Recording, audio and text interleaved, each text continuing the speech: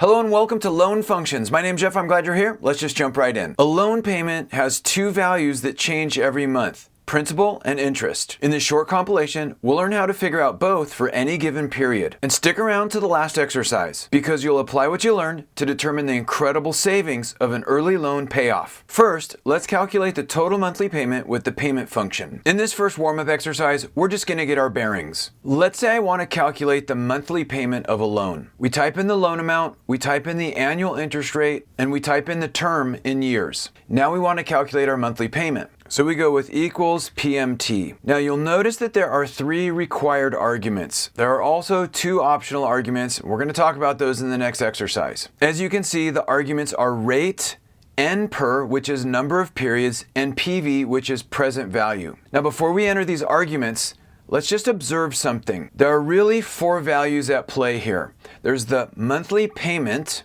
there's the annual rate, there's the number of periods, and there's the present value, which is the loan amount. Three out of those four values have a time component. In other words, the payment period is monthly, the rate is annual, and the number of periods in this case is years. The absolute most important thing to keep in mind when you're using the payment function is that those three have to have the same time period. In other words, you can use monthly, but all three of those need to be monthly. You could also do annual or quarterly, but again, all of them have to have the same time period, annual or quarterly. If you mix and match the time periods, you're going to get bogus and unexpected results. So if I'm calculating a monthly payment, the rate has to be expressed as a monthly rate, and the number of periods have to be expressed as months. So that is the key to working with the payment function. So we want a monthly payment, so that drives the other two time periods. They have to be monthly. So our rate here is an annual interest rate. We can easily convert it into a monthly rate simply by dividing it by 12, comma, the number of periods. All right, this cell value is expressed in years. I need it to be months. So no problem, I can point it to this and simply multiply that by 12. And then a comma. And then the present value is 20,000. It's the loan amount. Now the other thing to realize about this financial function is it's using a cash flow basis. In other words, the 20,000 is a positive inflow to me. That means the monthly payment by default will be expressed as a negative outflow to me. Let's close the function and enter. Now it's easy to flip the sign if in our Excel we want this to be displayed as a positive number. One option is I could just throw a subtraction operator in front of the payment function. That would be fine. Another option is I could just wrap the absolute value function around the payment function. That would be fine too, and I'm sure there's many other ways to accomplish that. So the main point of exercise 1 was to talk about two things. The time periods have to be the same, and these financial functions operate on a cash flow basis: positive inflow, negative outflow. Let's go to the next exercise, exercise 2. In this exercise, we're going to talk about the future value argument. Let's say I borrow $20,000 for 5 years, but at the end, I still owe $5,000. That might be called a balloon payment. And what these do is they basically lower the monthly payment. Another way we might be able to use this is if the future value is equal to the loan amount, that means we're basically doing an interest-only loan. So if you have these type of scenarios, they're really easy just by using the future value argument. Equals PMT. We want the monthly payment, so that drives the time period for the other arguments. So the rate here is entered as an annual interest rate. No problem, we just divide it by 12 to get it to a monthly rate. Comma, number of periods, that also has to be monthly, so it's going to be this term, which is typed in as years, times 12. Comma, the present value is the loan amount, that's this. Comma, future value is this cell. Now while we're here, let's talk about the type argument, which is also optional. This just determines when I pay the payments. In other words, by default, it's assuming that I pay at the end of the period. In other words, interest accrues for that month, or I can select that I make the payment at the beginning of each period. So depending on what you're working on, check them out. Here, we'll just go with the default and enter. And once again, for this basic loan, we get $377.42. And let's go ahead and flip the sign with a subtraction operator and enter. Now let's enter the future value. let's say that I have a $5,000 balloon payment. We expect this to lower our monthly payment. So right now the monthly payment is $377.42. Let's enter 5,000 and enter. And what? Now the monthly payment goes up to $450.95. What's going on? Here's the deal. We talked about this. This is operating on a cash flow, inflow, outflow kind of a basis. So all we need to do is flip the sign here and hit enter. And now this future value amount is working as expected. As we can see, it lowers the monthly payment, which is what we expect. So those first two exercises were about loans. Can we use this for savings? I don't know. Let's find out in the next exercise. By the way, as you know, Excel's a big place and I'd love to help you learn more about it. I'll help you automate your manual recurring Excel tasks. I'd love to have you check out my training programs. Use the link in the description to learn more. Exercise 3. Here we're going to do like a reverse payment. In other words, instead of getting this money up front and having to pay it back, we're going to say we have a savings goal. How much should our monthly payment be to meet that goal? So our goal is to have $20,000. We earn an estimated rate of 4%. You can adjust this accordingly. And for 3 years. So how much do we have to save each month? I don't know. Let's ask Excel. Equals PMT. Okay, we're asking for the monthly savings amount, so the rate also needs to be expressed as a monthly rate. This divided by 12. Comma, the number of periods is this many years times 12, comma, the present value is what? Well, we're starting with 0, so it's 0, comma, the future value is what? It's this, close function and enter, and we get 523.81. So the 20,000 is the goal, it would be a positive inflow, so the monthly savings amount is an outflow. 523.81, even though it's really going to our own account, so technically it's going to ourselves, but you get the idea. So what if we wanted to save $1 million in 30 years? Let's go with 30 years. Let's say we can get an average of 10% return in some mutual funds or some index funds, and we want to have the goal of $1 million. And this is saying we can accomplish that with a monthly savings amount of $442.38. So this is how we can use the payment function. The first two exercises were about loans, and the final exercise was about savings goals and how you can use it to calculate how to become a millionaire. Now that we've calculated the total payment with the payment function, let's calculate the interest payment with the interest payment function. Exercise 1. Let's say we have a loan with the following terms. Loan amount $10,000, months 12, annual interest rate 5%. For any given month of this loan, we'd like to find out how much of our monthly payment goes to interest and therefore how much goes to principal. First, let's start with computing the total monthly payment. For that, we'll use the payment function, equals PMT. The first argument is the rate. That's going to be our annual rate in C9 divided by 12, comma. The number of periods is the number of months. That's the value in C8, comma. Present value is our loan amount. That's the value in C7, close function and enter. We can see that the total monthly payment is $856.07. And our question is, in any given month, how much of that monthly payment goes to interest? To calculate that, we'll use the interest payment function, equals IPMT. The first argument is the rate. Once again, that's our annual rate divided by 12, comma, the period. Let's say we want to figure this out for the first month, comma, total number of periods, that's the loan term in months, that's the value in C8, comma, present value, that's our loan amount, that's again the value in C7. Close function and enter. So now we can see that in month 1, $41.67 of the monthly payment is allocated to interest. And what if we wanted to check the interest in a different period? Well, instead of having to manually come in here and modify our formula, let's go ahead and point the period argument to the value in C13. And that way we can type any month number into C13 without having to go modify our formula. So in month 1, it's $41.67. In month 2, it's $38.27. In month 3, it's $34.87. And what about month 12? Well, only $355 is going to interest at that point. So that's the basic usage of the interest payment function. Now the question is, what if we wanted to see the interest for all periods in the loan? Well, we don't really want to have to sit here and type 1, 2, 3, 4, 5. So can we just make like a schedule? That takes us to the next exercise, exercise 2. First, let's start by listing out all the month numbers. To do that, we're going to use the sequence function. Equals sequence. And we're simply going to point it to the number of months in our loan. Close function and enter.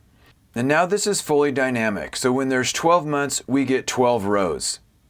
If there's 6 months in the loan, this dynamically updates and now shows 6. If there's 3, it's 3, and if there's 360, it goes all the way down to 360, and you get the idea. Let's set this back to 12. Now that we have our month column, let's populate our interest column. For that, we'll use the interest payment function, equals IPMT. The rate is our annual rate divided by 12. The period is the value in the cell to the left. In order to automatically have this formula fill itself down, we're going to use the spill reference operator, and it's going to use that whole dynamic range. Comma, the total number of periods is this, comma, the present value is this. Close function and enter.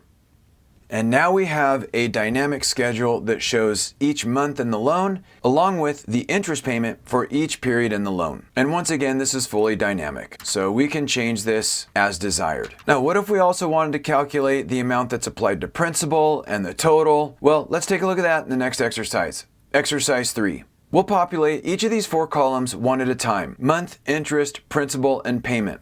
Let's start with month. Once again, we'll use the sequence function. Equals sequence of the number of months in C8, close function, and enter. Got it. Interest equals IPMT. The rate is our annual rate divided by 12. The period is the value in the cell to the left. Add the spill reference operator so it's dynamic. The total number of periods is the value in C8.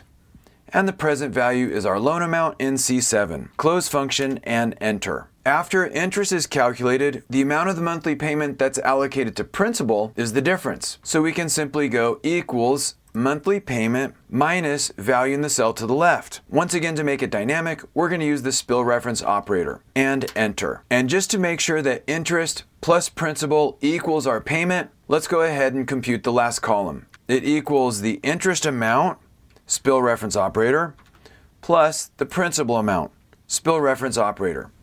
Enter. As expected, this is 856.07 for each period. And what's nice is this is fully dynamic. So you can change the number of months, you can change the loan amount, and you can change the interest rate. And what if we wanted to calculate the total interest, total principal, and total amount paid? Well, we can use a sum function for that. Equals sum of C15, spill reference operator, close function, and enter. Total principal equals sum D15, spill reference operator, close function, enter. Total paid is equal to sum E15, spill reference operator, close function, and enter. And now we got it. So that's how we can use the interest payment function along with a few dynamic formulas to build a full loan schedule. It shows interest, principal, and total payment for each month along with the totals. And now that we've calculated interest with the interest payment function, let's calculate principal with the principal payment function. Exercise 1. Let's say we set up some input cells for some basic loan terms. For example, the loan amount, the number of months, and the annual interest rate. Let's start by calculating the monthly payment. This is done with the PMT function. And I have another video that covers this in detail. The first argument is the rate. Since we want a monthly payment, we also need to give it the monthly rate. The monthly rate is simply the annual rate here in C9 divided by 12. The number of periods is the number of months. That's the value here in C8. And PV, that's the present value. That's the loan amount. That's here in C7.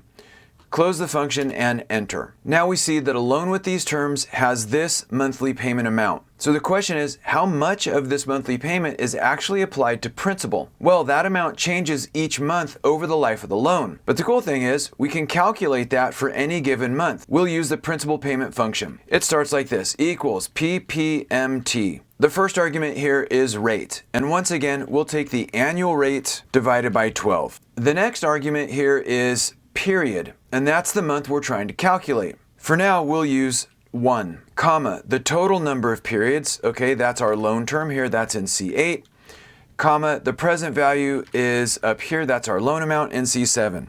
We close the function and enter. So what this is telling us is that for the first month of the total monthly payment of $193, $143 of that is applied to principal. The remainder, of course, is applied to interest. Now let's improve this a little bit. Instead of entering 1 as the month, we're going to go ahead and use a cell reference, and we're going to refer to the value in C13. And that way it's just a little easier to change the month. For example, in month 24, 160. And in month 36, 170, and you get the idea. And that's the basic idea of this function. But let's see how we can use the sequence function to help. Exercise 2. Once again, we've entered the loan amount, the number of months, and the annual interest rate into some cells. And once again, we use the payment function to calculate the total monthly payment. Now let's say we wanted a schedule that shows the principal portion for all months in the loan. Well, one option is to use the sequence function. And if you haven't used this before, it basically creates a sequential list of numbers. So how many rows do we want? Well, it's the same as the number of months. Close function and enter. And as you can see, that generates a list from 1 to 12. And if we only had a 6-month loan, this dynamically changes to show 1 through 6. And you get the idea. And let's change this back to 12. Now, let's calculate the principal portion of all of the monthly payments. Equals PPMT. Once again, the rate is the annual interest rate divided by 12. And this time, the period is going to be the value in the cell to the left. But to reference this entire spill range, we're going to enter the spill reference operator. Comma, once again, the total number of periods is this. And once again, the present value is the loan amount, which is this. Close function and enter. And now we can see we have the principal portion of each of the monthly payments. And this is totally dynamic. So if we only had a 3-month loan, that's calculated. 6-month, that's updated. 12-month, that's dynamic. 60-month, and that's dynamic. And you get the idea. Let's set this back to 12. Now, what if in addition to the principal portion, we also wanted to reflect the interest portion? Well, that brings us to the next exercise. Exercise 3. Once again, we have the loan assumptions, including the loan amount, number of months, and annual interest rate. Once again, we've calculated the monthly payment. Now let's build our loan schedule. For the month number, we're going to use sequence again, and we'll use the number of months, close function, and enter. For the principal portion, once again, we're going to use PPMT. The rate is the annual rate divided by 12. The period is B15, spill ref. Number of periods is this. Present value is this. Close function and enter. And now we can see we have the principal portion for all of the months in the schedule. Now, how can we compute interest? Well, the interest is really the difference between the monthly payment and the principal amount. So one option is to subtract them. So we could go equals our monthly payment amount minus this principal calculation. And once again, we'll use the spill reference operator and enter. And now this calculates the difference between the total monthly payment and the calculated principal amount to get the amount applied towards interest. And if we just wanted to double check that the sum of these is equal to the monthly payment, we can just do something like equals principal, spill reference operator, plus interest, spill reference operator, enter. And now we can confirm that the total is 860.66 for all months in our schedule. And let's calculate some totals. For example, I'd like to calculate the total principal amount just to make sure that our schedule is equal to the loan amount. So we could go equals sum of our principal, and we're going to use this spill reference operator to get the whole column, close function, and enter. And that looks like it's 10,000, which is perfect. We can do total interest again, equals sum of this, spill reference operator, close function, and enter. And then the total paid equals sum of this, spill reference, close function, enter. And this is totally dynamic, so we can change the number of months and everything updates accordingly. Let's change this back. And by the way, these are presented as negative values because of the way that finance functions operate on a cash flow basis, cash inflow, cash outflow. If we wanted to, we could easily flip the signs of all of these. And there are several ways we could do this. Here I'm just going to keep it simple and do a subtraction operator in front and enter. And I can do the same thing here. And now I think we're good. So that's it. With just one function and a few dynamic formulas, we've built a full loan schedule. It includes monthly principal and interest plus the totals. We don't need to manually fill down any formulas, it's totally dynamic. Now that we've calculated principal for a single period, let's zoom out and build a dynamic loan schedule with the cumulative principal function. Exercise 1. Okay, let's say we have a loan with these basic terms. The loan amount is $10,000 and we store that in C7. The number of months of the loan is 12 and we store that in C8. And the annual interest rate of loan is 5% and we store that in C9. This makes it easy to change any of these assumptions. The monthly payment is calculated with the PMT function, and I've covered that in a previous video. So now let's talk about how to use the cumulative principal function to calculate the cumulative principal paid for any given period. Equals cumulative principal. Okay, the first argument is rate. And this is really the rate per period or the rate per month. So we need to take our annual interest rate in C9 and divide it by 12. Comma, the number of periods is the total number of months, which is here in C8. Comma, the present value is our loan amount, that's the value in C7.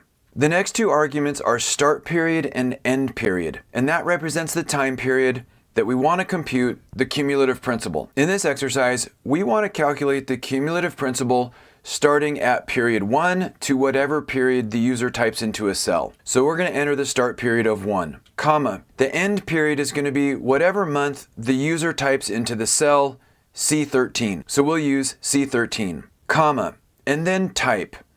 0 is end of period, 1 is beginning of the period. That represents when the payment is made. Typically, this will be end of period, but you can always change that to beginning of period as desired. We close the function and enter. And this returns 814.41. It returns it as a negative value due to the way these finance functions operate on a cash flow basis, positive inflows and negative outflows. If we want to flip the sign, we can easily do that with a subtraction operator. Enter. So what this is saying is that at month 1, 814.41 is the cumulative principal paid. That basically represents the principal amount of our monthly payment for the first period. If we wanted to calculate the cumulative principal paid in month 2, we can change this to 2 and enter. And now we can see the cumulative principal is 1632.21.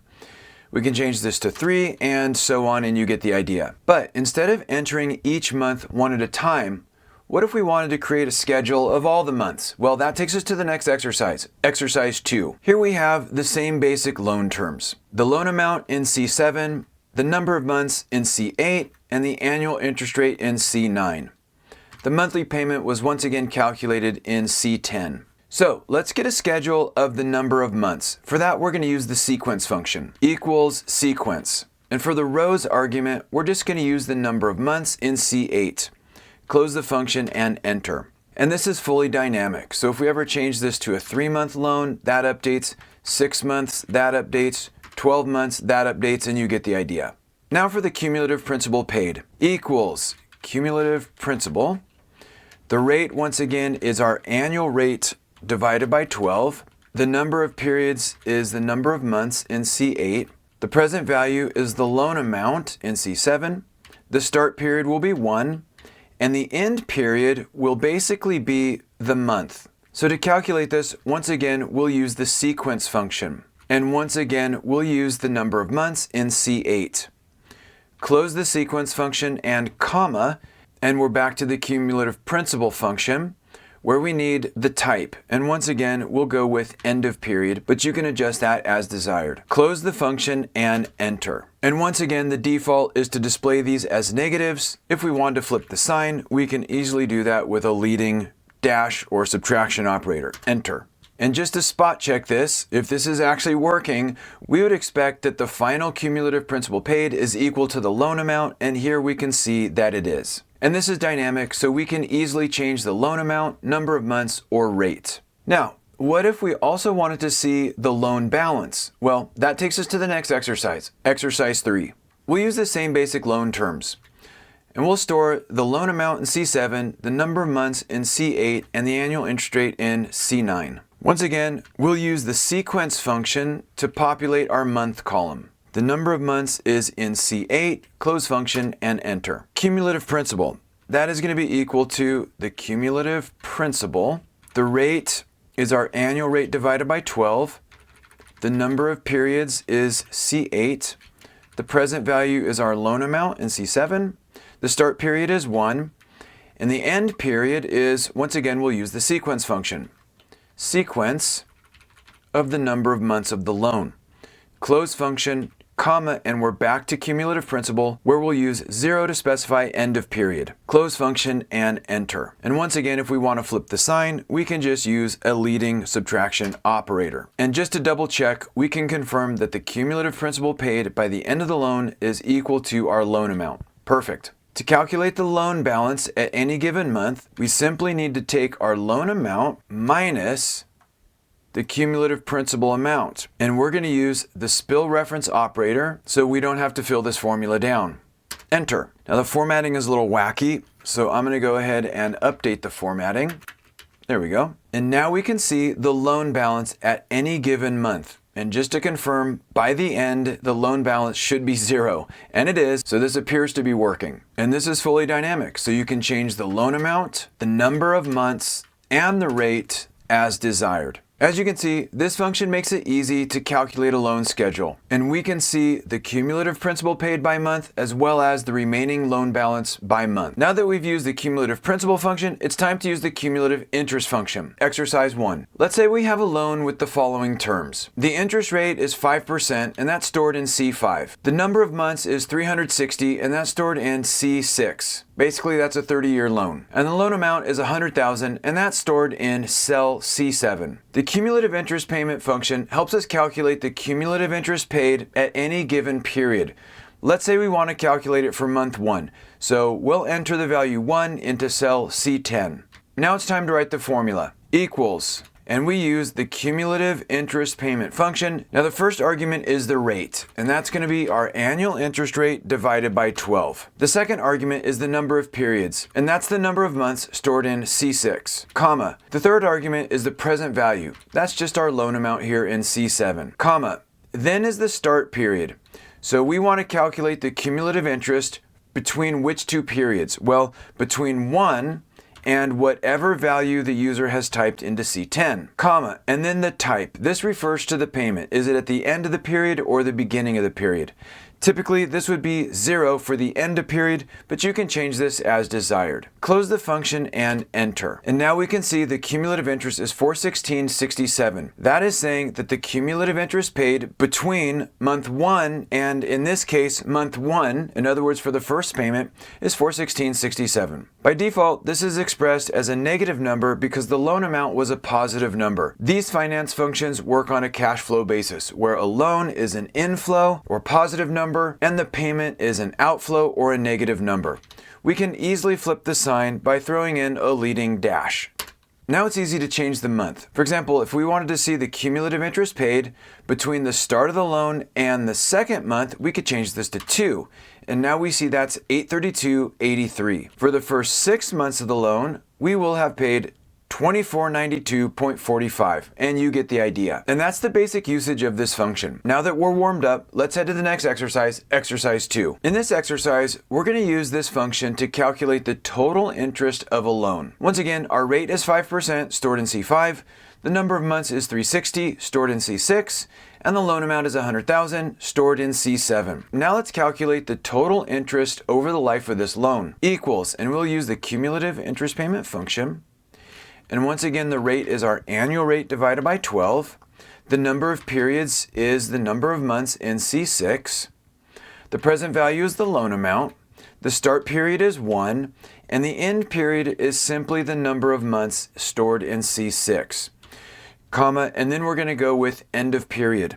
Close function and enter. And once again, this is expressed as a negative number. And once again, we're just going to flip the sign to make it easier to read. We see that the total interest is $93,255.78. Wow, that's a lot of interest. Basically, we borrowed $100,000 and we pay back the $100,000 plus an additional $93,000 in interest. And let's say, for example, we use the $100,000 to buy a home. It means we're giving $100,000 to the seller plus an additional $93,000 to the bank over time. So we're paying twice as much for the home. So what if I don't really want to pay that much interest? Is there a way to save some interest even if I already have this loan? Yes, and we're going to cover that in the next exercise, exercise 3. Here, let's calculate the savings of an early loan payoff. We have the same basic loan terms, rate, months, and loan amount, stored in the same cells. This time, we're going to have an early pay month, and that's stored in C10. So let's say we borrowed this money to buy a home, and let's say halfway into the 30-year loan term, at year 15 or so, we have some extra cash. Let's calculate how much we could save in interest by paying this loan off early. First, let's calculate the interest assuming a full loan schedule. Once again, we'll use the cumulative interest payment function. The rate is our annual rate divided by 12. The number of periods is the number of months in C6. The present value is the loan amount in C7. The start period is 1. The end period is the number of months stored in C6. And the type is 0, close function, and enter. Once again, we're going to go ahead and flip the sign with a leading dash. This means if we were to keep the loan for the full schedule, we'd pay $93,255.78 in interest. What if halfway through the loan term, we had some cash, we wanted to pay it off early? How much interest would we save? Well, let's calculate the interest as of the early pay month 180 equals dash cumulative interest payment. The rate is our annual rate divided by 12. The number of periods is C6. The present value is our loan amount. The start period is 1, and the end period is the value in C10, comma, the type is 0, close function, and enter. This is saying at month 180, we would have paid $64,511 in interest up to that point. That means if we had enough to pay off the remaining principal balance, we get out of paying the interest going forward. So the savings, of course, would be the difference of this minus this. Enter. So that would save us $28,743 in interest. And once we have this schedule up, it's super easy to update any of these assumptions. For example, what if the rate was 6%? What if the loan amount was $250,000? And what if we paid it off in 10 years at month 120? Instead of paying $289,000 in interest, we'd pay $139,000, saving $150,000 in interest. So since these formulas are locked in, you can change any of these assumptions as desired. So that's how we can use the cumulative interest payment function to calculate the cumulative interest of a loan at any given period and also calculate the savings of an early loan payoff. So these 5 functions help us do loan calculations in Excel from first payment to payoff. Hopefully this has been helpful. Thanks for joining me. Have a great day. Hey Excel user, if you ever need to create summary reports, check out my Pivot Table for Beginners video. It starts at the beginning and shows how to store the data transactions in a table and then how to summarize those transactions with a pivot table report. I hope it helps unlock the incredible power of pivot tables. This video is a production of Excel University.